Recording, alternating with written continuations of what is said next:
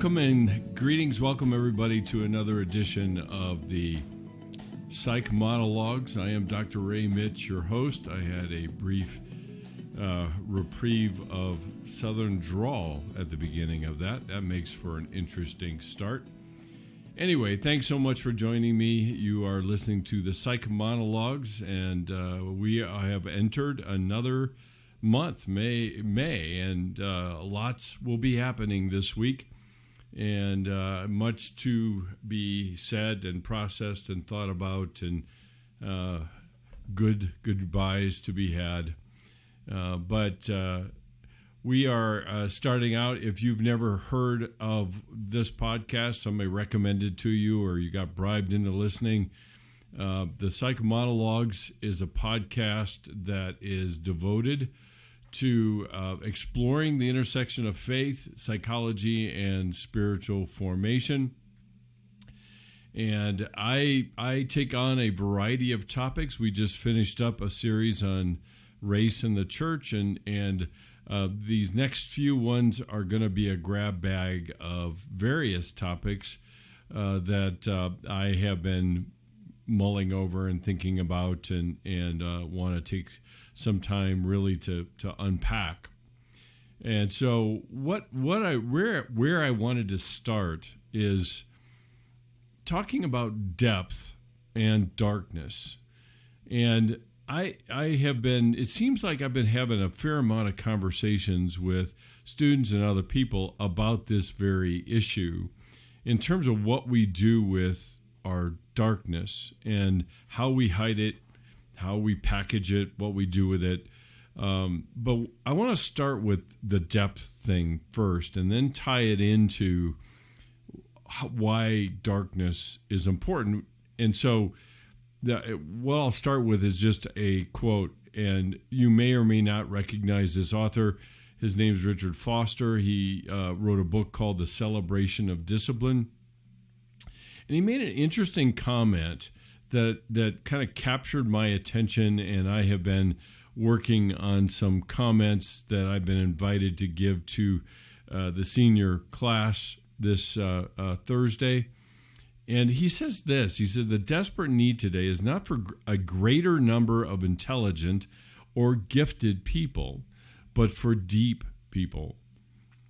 And what caught my attention with that was these three different groups of people that he's talking about: intelligent people, gifted people, and deep people. And it's an interesting distinction because the reality is that we can develop our intelligence. I mean, that's what we go to school for. That's where we develop our ability to sharpen our thinking using the intelligence that we've been given, and continue on even beyond that in terms of helping use it in service to other people or various topics of our interest and passion.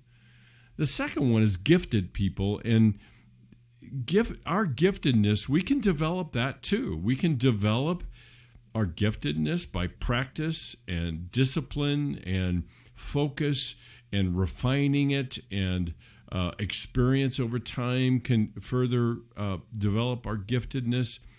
But again, it's a quality that we are given. I mean, you might even say we're gifted this gift, whatever that might be, and then it's our job to do something with it. And the same way with intelligence. Not everybody has the same amount of intelligence, and we do what we can with what we have, and that's normal. But the last group of people fascinated me because he said the greatest need we have today is for deep people. But can we actually develop depth? I mean, if Richard Foster is right that the desperate need today is for deep people, then what can I do? What can you do? I mean, we're all at various points in time in our lives at an inflection point. Now, the seniors that I'll be talking to later this week are at an inflection point. They feel it most painfully in a lot of ways. because people are asking, so what are you doing next year? And they all want to throw up a little bit in their mouth because they're not so sure they know an answer to it. And they feel like they should have an answer to it. And they don't want to let people down, or they don't want to, suffer the expectations assault and all the other things that come along with it. But like it or not, they feel like they're in a fork in the road. And unlike the baseball Hall of Fame catcher Yogi Berra, played for the New York Yankees, and he was always known for these quips of his. And the one thing I won't say to these seniors that I get to talk to is what he said, and that is, when you come to a fork in the road, take it. Great, Yogi. Thank you so much. He's the same guy that said, it feels like deja vu all over again. And he had some of these kind of sayings that some were attributed to him, and some he may have said, I don't know, I didn't live back at that time. So I'm not going to say that. I think what I'd rather say, or point to at least, is found in Scripture from the prophet Jeremiah. And you got to recognize what Jeremiah, what his problem was. I mean, the reality is that the prophet Jeremiah was living in a fair amount of darkness. He felt with his countrymen that they had been abandoned, and they had suffered the severe consequences of their stiff-necked, rebellious nature, and they'd been exiled, and Jeremiah wasn't so sure that there's anybody left in the country but him. But he says this that caught my attention, and he said, stop at the crossroads and look around. And that's the first statement. So stop. When you come to a fork in the road, stop and look around. Ask someone, it's implied, ask for the old and godly way and walk in it. Travel its path, and you'll find rest for your souls. And I think what's key to understanding depth is stopping and looking around and pausing and seeking wisdom as to what is the godly way. Now, there is not one prescribed godly way for everybody. Everybody's got a different path to take. And ultimately, you need somebody in your life who appreciates that your path is for you to discover, not for them to tell you which way to go. Because if you get somebody like that and say, well, you know what I think you should do? You should probably say, nod your head, say thank you for your input, and leave. Because they are ignoring that your journey is your own. And maybe the wisest approach would be to come alongside and say, hey, let's discover it together. So depth is not something we can manufacture or put on a list of our personal objectives. I mean, it's ironic a little bit, when I have people always ask me this if I talk about it, and they say, well, so tell me, how do I become a deep person? And it's a little bit like, how do I become spontaneous? I mean, the minute you try to be, you're not. And that's true of being a deep person as well.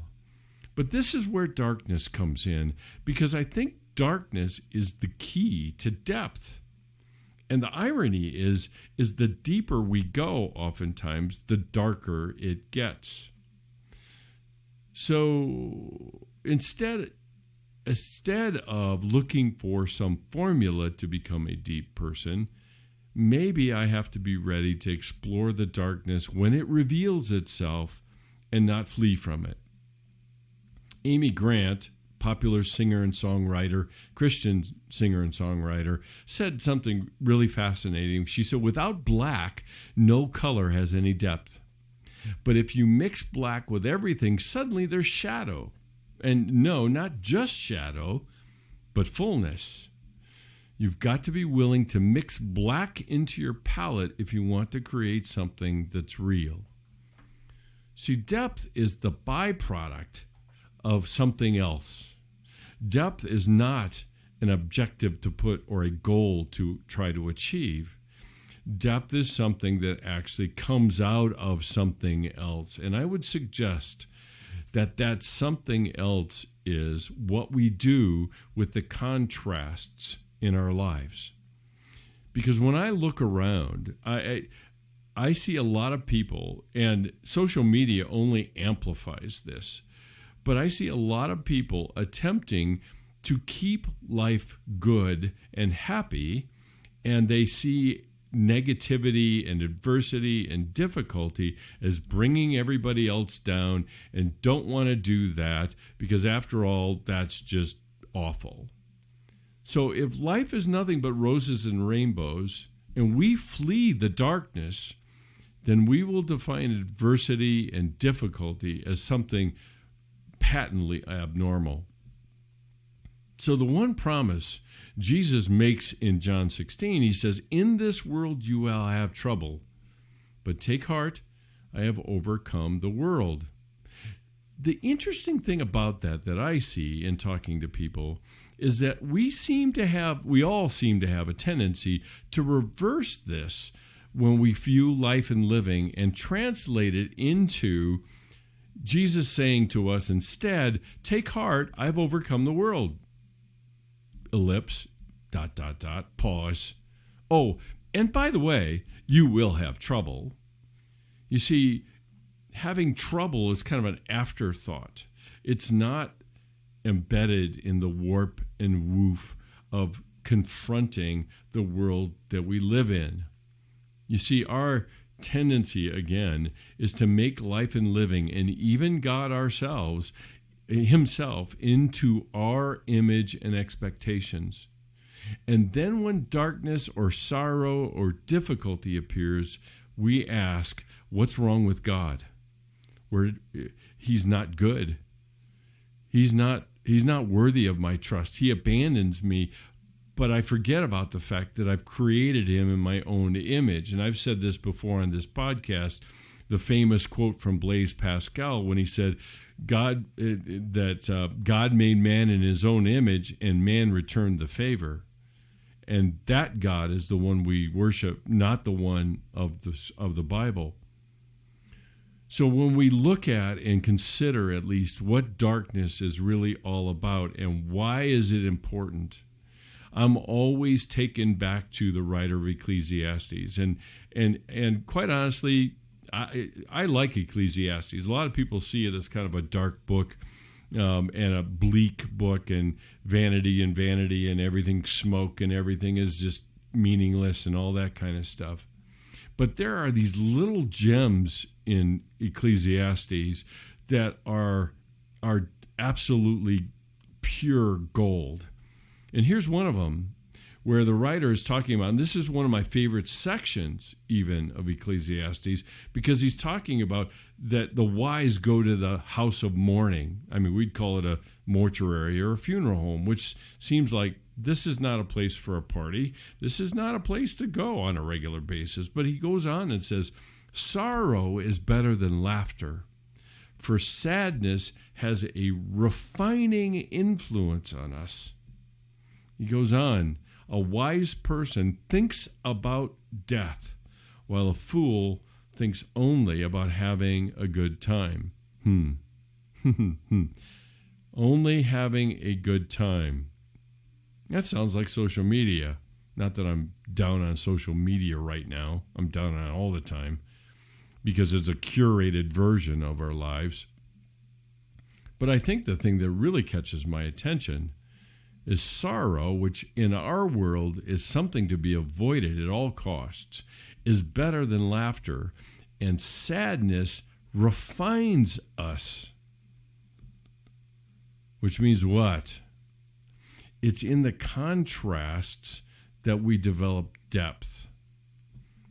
And how different is this from our own perspective about living life?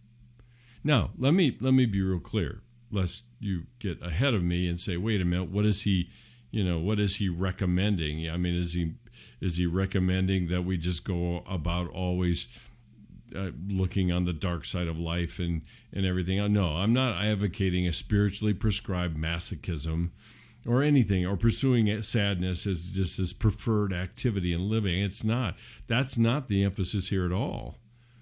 It's not only about what we pursue, but it's also a matter of what we refuse to run from. But I have to ask myself the question, how much am I willing to tolerate the downside of up? I'm fine with upside of up, but the downside, not so much.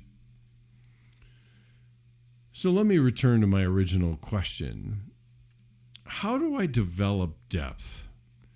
Because after all, that is what the world, at least according to Richard Foster, that's what the world out there needs, even if it doesn't realize it needs it. But see, deep people are not distracted by the surface issues that we seem to war and fight about all the time in our cultural conversations today. Because ultimately, most of the conversations we're having today in all various arenas, lead us back to relationships and trust, one way or another. I mean, whether it's the racial divide or whether it's views of the future or the views of our history or whatever it is, there's some dramatic thing missing, and that is a dialogue that deepens relationships. So deep people are not naive about these issues, but they've visited the deeper places of their own hearts where darkness might be. And so therefore, this stuff on the surface is not terribly daunting to them. They've already visited those places. See, the quality of deep people is that they are not held hostage by their sorrow or their darkness. As a matter of fact, they have embraced it to the point of making it their friend, which is mind-blowing. Because the very thing that we are sure we will be engulfed by and enveloped by and we will never come out from is the very thing that we need to make friends with. For most of us, when we when we experience something in ourselves that we reject or condemn, whatever that issue is, that issue ends up holding us hostage. And that hostage taking is not only about my own narrative and opinion about myself, but it's about other people's opinion about that if they were to find that out.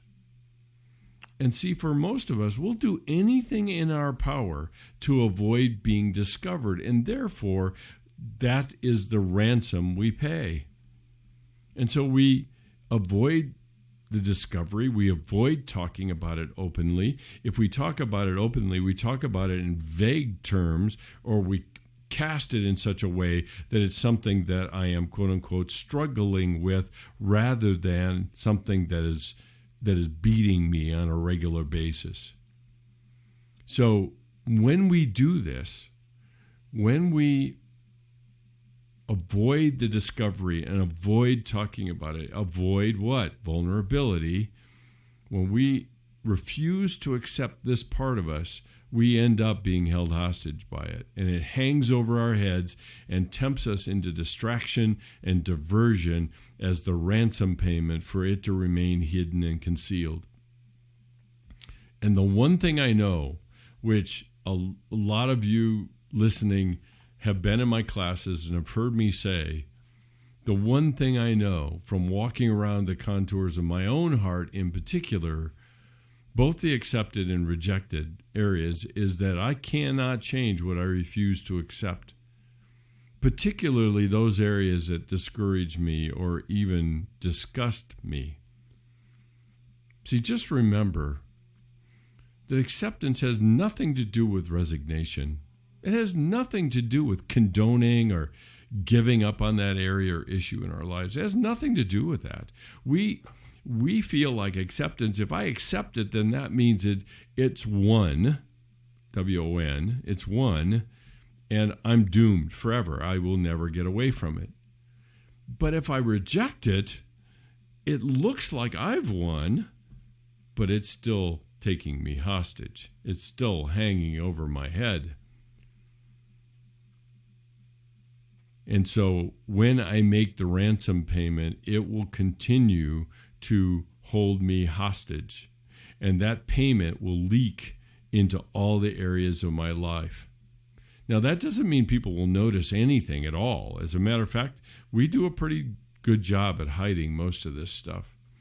But the thing we don't notice is the slow erosion underneath these areas of our lives. And at one point in time in the future, there will be a great crash where we're finally discovered. In AA, they talk about it as hitting rock bottom. And I had a friend of mine once say, hidden faults lead to moral earthquakes. So the question would be, what's to be done?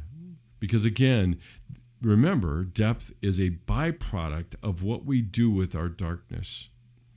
So this is where courage comes into play, because everyday courage is displayed by the original meaning of the word courage. I mean, at the center of the word courage is C-O-R. It means heart. And that means then to risk vulnerability being known, not only to myself, but to trusted other people in my life.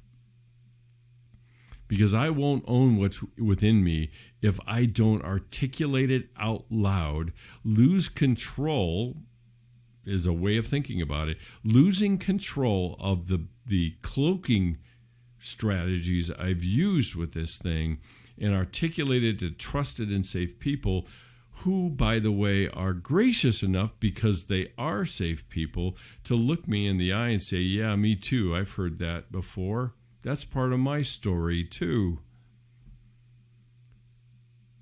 So courage, having the heart to be able to portray all of my heart to another.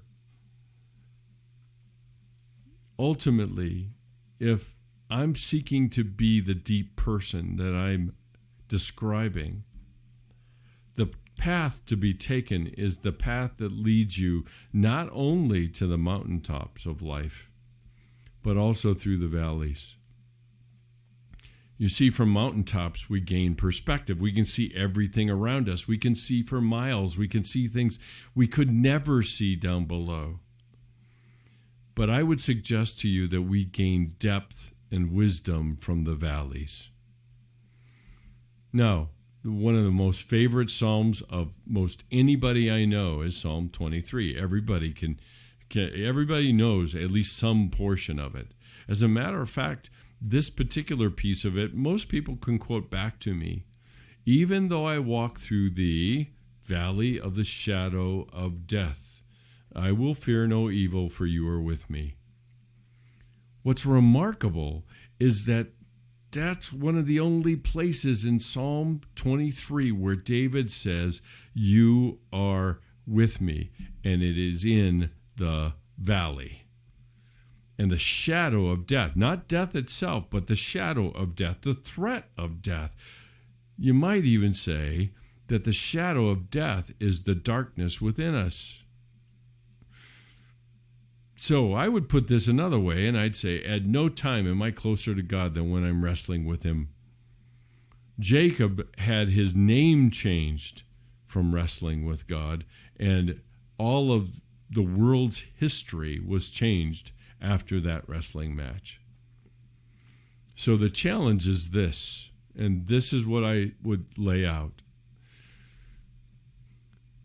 The challenge is learning to live with the darkness within us and leaning into it so that I can learn from it and allow it to develop me. That does not mean that I will get lost in it to such a degree that I will be defined by it. But I have to embrace it. As the old story goes that I've read to my classes this semester, that's called Kissing Your Monster on the Nose. And I think I've mentioned it in other podcasts. And the little girl confronts two different monsters on the path as she's going to her grandmother's house over a pass. And one is screaming and yelling and gurgling and growling and everything else. And the other one is smooth talking and really nice and affirming her, and don't listen to the other awful monster.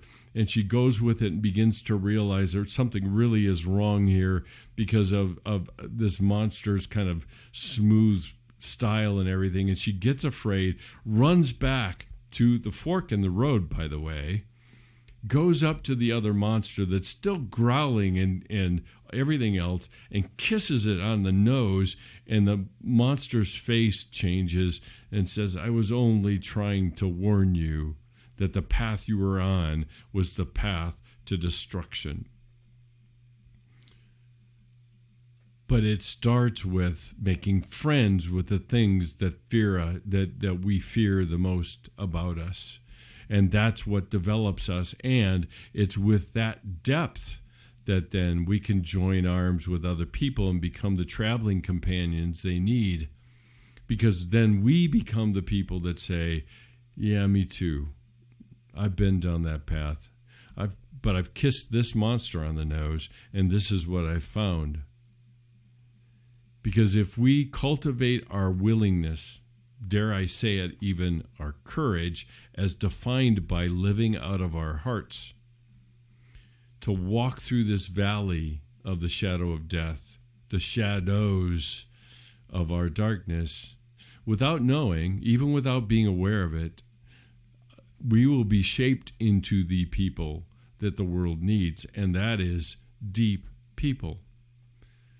And that's the challenge of depth and darkness, is that darkness teaches things that we can't possibly learn when we're pursuing only the mountaintops. And that's, I don't learn that. I didn't learn that. Nobody told me any of this stuff that I'm talking about right now.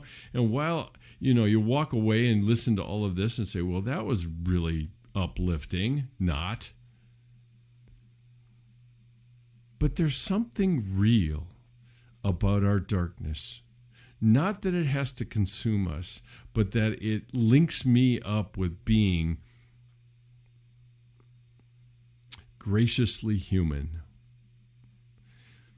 and gracious with my humanness. And when that happens, I begin to grow depth because I understand my own need for grace, and I understand and am not held hostage by the darkness within me. So somebody that comes after me and says this, that, and the other thing about my character or whatever else, and generally what I can say is, yeah, pretty much that's true. That is true. I do have those characteristics. I do have that propensity, and I appreciate you kind of affirming that. But see, then when somebody is attempting to insult me and I agree with them, it's kind of hard to be insulted. And they lose their power, and I regain my depth. So, what kind of people shall we be? What kind of people, what kind of person do you desire? You can't put it on your goal list for the week. I will be a deep person this week. But you can put it on your list to identify and see the places that who's proud of these dark places of our hearts. Nobody is. That no sane person would be. But at the same time, finding the kind of safe people in my life that I can take the risk to be known, even with that. And I get to experience grace that defies the trade that is usually demanded of me. That if I say, if I offer this up to you, then you will be nice to me, or you will have compassion on me, or whatever it is. I don't know what it is. And that's where freedom lies. Because if my darkness becomes my friend, then my freedom grows to be fully who I am, including the darkness, not just excluding it. Now, again, don't get me wrong, I am not delighting in sin or winking at sin or anything like that. Ultimately, grace gives me the power to pursue being all that I was called to be in terms of being Christ-like. It gives me the motivation not to do those things instead of shaming me into avoiding doing those things. And that's what the deal's about.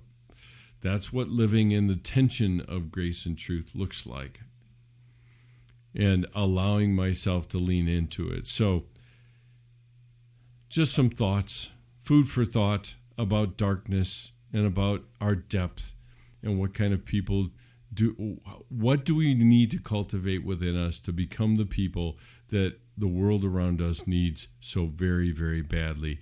Between you, me, and the hedge post fence, I think that's exactly why Jesus was so magnetic. That's why people flocked to him, not only because of their recognition of him being the Messiah, but because of his depth. And he knew his purpose. Now, he didn't have the darkness that we usually talk about, but that makes it even more remarkable that he could offer compassion because he experienced the things of being human like us and offered us grace. And that provides us the power and the freedom to become more like him. So, there it is. I think that brings us to a close tonight.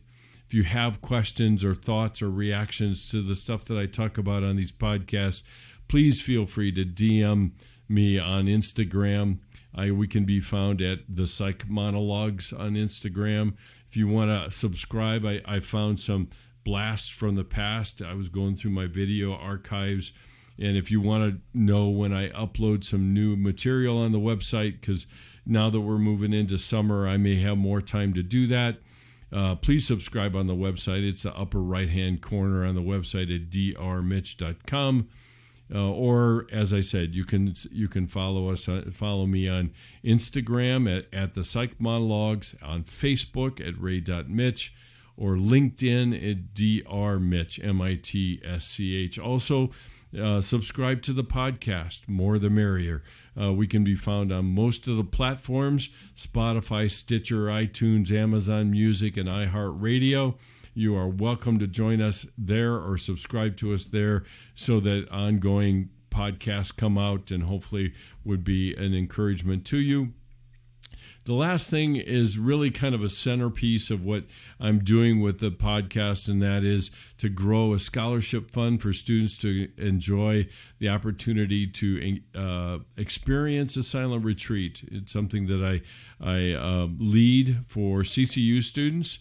I am certainly open to God's leading to lead other students from other universities on such a silent retreat.